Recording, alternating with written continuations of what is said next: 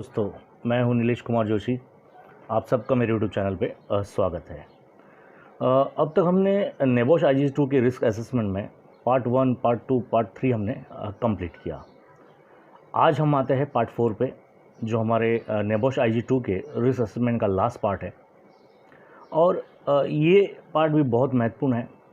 इसमें 3 चीज़ें हैं जो हमें बतानी है। एक है रिव्यू, एक है कम्युनिकेट और एक है आपका चेक यानी फॉलोअप। जैसे आप सब जानते हैं कि रिस्क असेसमेंट की जो स्टेप्स है, तो पहली जो स्टेप है वो है identify the hazards, second who might be harm and the degree of harm, third evaluation the risk, four आपका रिकॉर्ड फाइंडिंग्स है, और फिफ्थ वन जो है वो है आपका रिव्यू एंड रिवाइज। रिव्यू करना समय समय पे और रिवाइज करना ज़रूरत पड़े तो उसके बहुत से कारण हैं कि भाई रिवाइज क्यों करना पड़ता है। या एक्सीडेंट बढ़ गए, या प्लांट एंड मशीनरी न्यू आ गई, या काम करने के प्रोसेस में चेंजेस हो गया, या लेजिस्लेशन लॉ में चेंजेस हो गया। तो यहाँ पे भी जब आप रिस्क असेसमेंट करते हो, जैसे पार्ट 1 कंप्लीट किया आपने, 2000 वाला जो आपने कंप्लीट किया, थर्ड में आपने उसके बारे में लाइक्लीहुड कॉन्सिक्वेंसेस है और कंट्रोल मेजर्स बताया। तो जब पार्ट 4 में आते हैं तो आपको रिव्यू डेट देना है। तो 10 to 50 वर्ड्स के अंदर आपको बताना है कि जो आपका रिस्क असेसमेंट है, इसका रिव्यू डेट आप क्या देंगे। नेक्स्ट 6 मंथ में देंगे, या 12 मंथ बाद, यानी 1 साल में देंगे। तो अभी कंपनी की मान लो पॉलिसी है कि भाई हर साल 1 साल में आपका रिस्क असेसमेंट होता है या रिव्यू होता है, तो उस हिसाब से आपको डेट देनी है। तो प्रोजेक्ट जिस दिन बना रहे हो, आपने जो प्रोजेक्ट में डेट दिया है, वहाँ से अगले 6 महीने या अगले 1 साल के लिए का जो डेट होगा वो आपको रिव्यू में देना है। तो ये 10 to 50 वर्ड्स में लिखना है। उसके बाद आते हैं हम लोग कम्युनिकेट में। तो हम लोग कहते हैं कि नेबोश के अंदर जब पढ़ते हैं तो कहते हैं कि communication is a relevant factor to health and safety. Communication बहुत ज़रूरी है। अब कम्युनिकेशन के लिए आपने जो भी रिस्क असेसमेंट करते वक्त जो भी फाइंडिंग्स किया है, जो भी आपको चीज़ें मिली है, तो फाइंडिंग्स में जो चीज़ें मिली है और उससे आपको, जैसे पार्ट 3 में आपने उसको हज़ार बताया, रिस्क बताया, कंट्रोल किया है, तो ये चीज़ें क्यों ज़रूरी है, ये आपको मैनेजमेंट या और लोगों तक जो बतानी है, तो आप कम्युनिकेट कैसे करोगे इस फाइंडिंग्स को।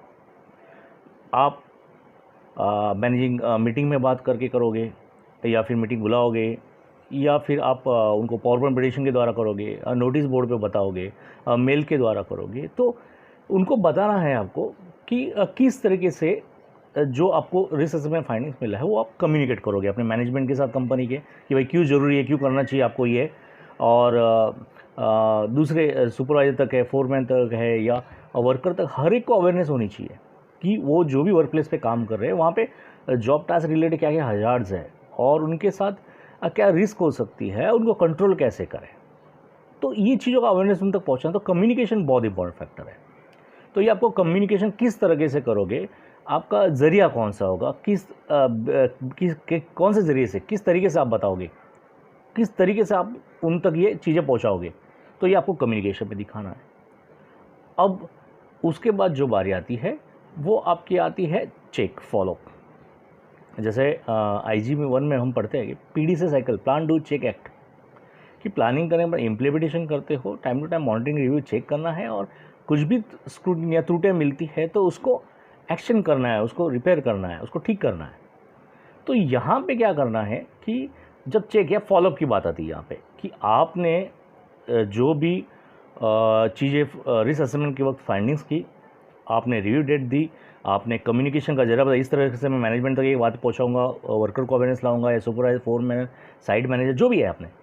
उसके बाद आपको तीसरा जो उसमें है पार्ट है, पार्ट 4 के जो तीसरा भाग है, रिव्यू हो गया आपका, कम्युनिकेशन। चेक में आपको फॉलोअप लेना है कि आप भाई वीकली फॉलोअप लोगे, आप 15 डेज़ में लोगे, मंथली लोगे, किस बेस पे लोगे, क्या रिकॉर्ड चेक करके लोगे, या मेल से लोगे, या बातचीत करोगे। कि ये देखने के लिए फॉलोअप इसलिए ज़रूरी है कि जब इम्प्लीमेंटेशन होगा वर्क प्रोसेस या जो भी चीज़ें होगी, तो उसमें आप टाइम टू टाइम देखोगे कि जो मैंने चीज़ें बताई थी, या आपने जो रिस्क असेसमेंट करते हो आपको जो हज़ार मिले थे, रिस्क मिले थे, जो कंट्रोल करने का तरीका था, तो वो इफेक्टिवली मॉनिटरिंग हो रहा है क्या, उसको फॉलो कर रहे हैं क्या, और क्या फ़र्क पड़ रहा है।